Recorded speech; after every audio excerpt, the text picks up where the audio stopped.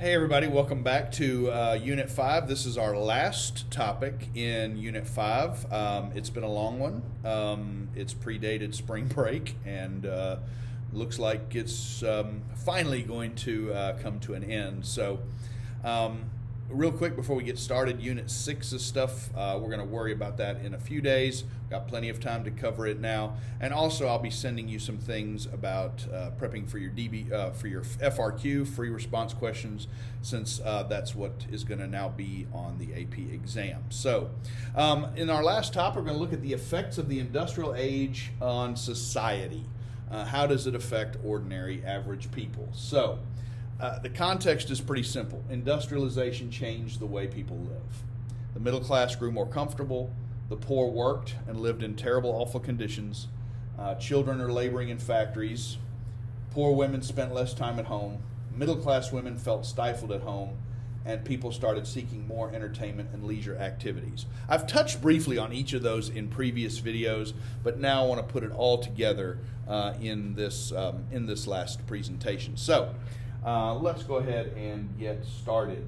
And I'm going to stand out of the way for just a minute so y'all can take notes and stop the video if you need to. But this is really a neat lesson because this talks about how it affects people. So for the first half of the 19th century, urban centers, or cities as you would call them, they grew quickly with little planning by the government. First thing is housing. Tenements. You'll learn more about this in U.S. history, but tenements, tenement housing. This is where urban poor families cram together into poorly built construction buildings, often owned by the factory workers. Let me tell you how awful these were. Nobody apparently knew how to read a level, so they were all crooked. Remember, this is the time period before there were these wonderful things like deodorant, soap, mouthwash, toothpaste. Imagine the smell. Oh, and toilets that flushed. Also not available in tenements. Ew. So they're crammed together, and they're usually located in slums. Polluted water supplies, open sewers are common. You imagine the flies as big as your fist. Diseases spread, fire, crime, violence. I'm so glad that we don't have anywhere in America that's like that anymore. Aren't you? This is my I'm being sarcastic face. It encouraged, and it's because of the city life, is why we have police and fire departments. Like, that's why that exists. To keep the peace.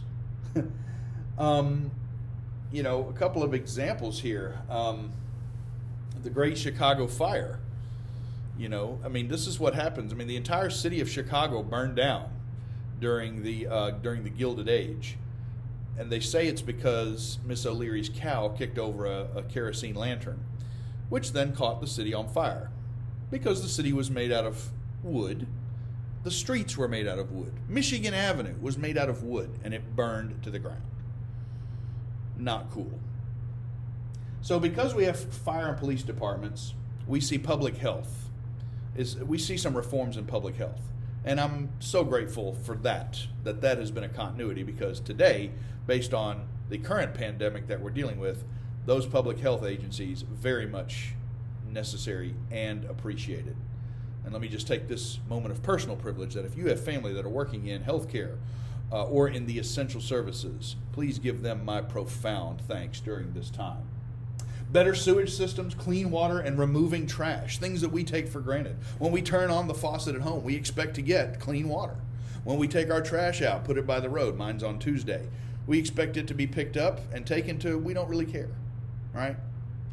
As long as that gets done. All of that stems from industrialization. All of it. Industrialization leads to urbanization, which then leads to the need for reforms. How does this affect the class structure? Well, industrialists and factory owners are at the top. White-collar workers were those who managed the factory workers. And you got some office managers that are a subsection of this, which have some skill. And the growing middle class is experiencing higher standards of living. And that's what kept people from moving to cities. Olive Branch is a great example of this. We are a suburb of the greater Memphis area. We don't want to live in the Memphis area if we can avoid it.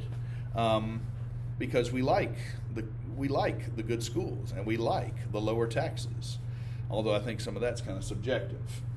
Factory workers were the lowest class. Wages stayed low because workers were not skilled. This is one of the things that fueled the rise in socialism. So again, most of what's on this slide is stuff you already know, but I'm going to step out of the way here so you can copy some things down to take notes in your packet. The biggest change that we see is that, families that used to spend days near each other, well, now with industrialization, people had to leave their families and their neighborhoods. We look at that as the farm versus factory problem.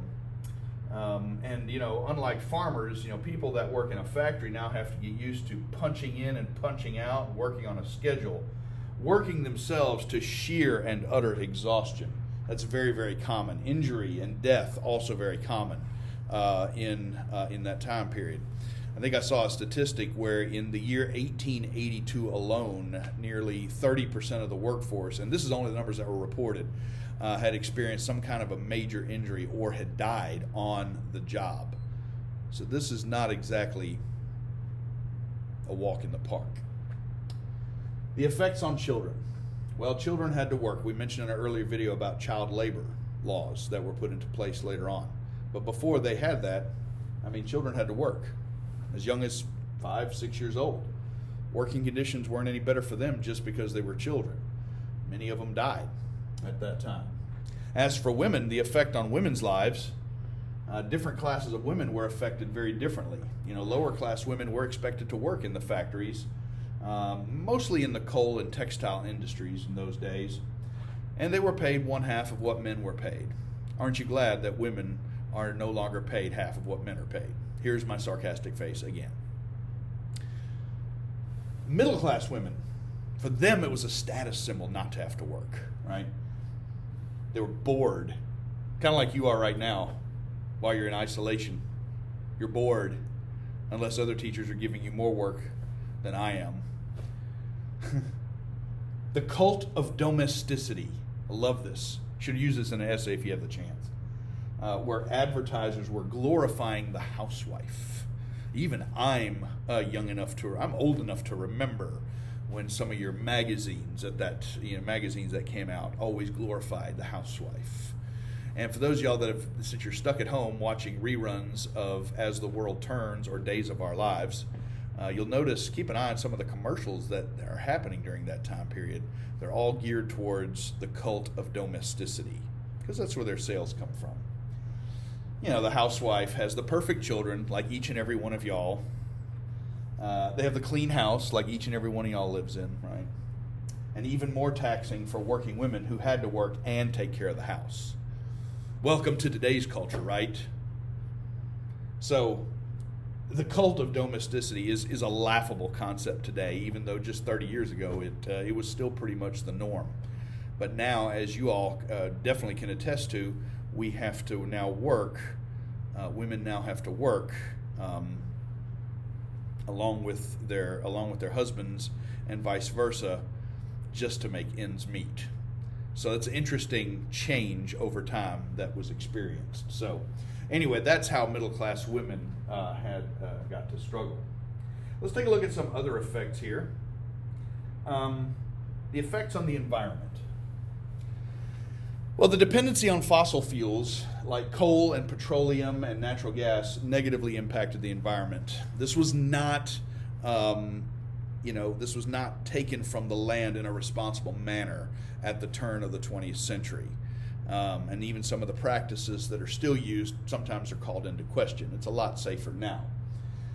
Because factories, besides making all this mass-produced stuff that we all need, gave us an interesting few side effects. Toxic air pollution. Smoke, smog, and fog mixed together, water pollution and diseases, It feels weird to be talking about diseases because in this case I'm referring more to bacterial infectious diseases and not viral ones like we're dealing with right now. Here's a factory.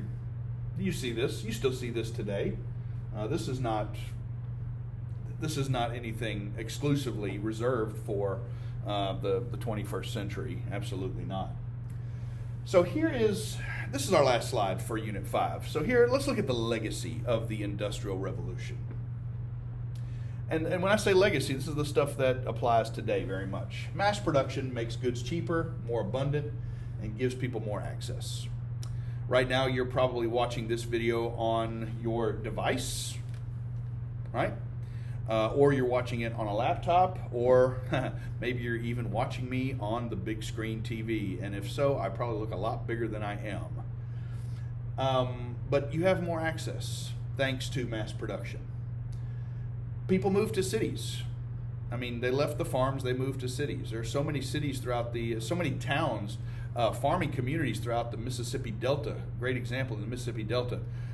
You can tell when you drive through there that there was once something going on there, but because the agricultural community has taken a hit in favor of industrialization, a lot of people have moved. Atlanta, Georgia, just in the last 30 years has seen like an 800% increase in their population. So a lot of the people that are currently living in Atlanta, Georgia are not from Atlanta, nor are they from Georgia. And the same thing applies to our other cities: New York, Chicago, Philadelphia, San Francisco, Los Angeles. Even Memphis now is a hotbed for people that have had to move. Perhaps you or your family have had to move here to Olive Branch because of some sort of an opportunity. But you know, when people move to cities en masse, you talk about flattening the curve. Well, you know, we look at the COVID-19 curve, how we're trying to flatten that so we don't overwhelm our healthcare system. Well, this is kind of the same thing. They had to. Let me just kind of draw it up here. I think this might actually show. This is very similar to what we have looked at. If this right here, if this line represents everything that cities can handle, right? See, cities can handle this. Okay.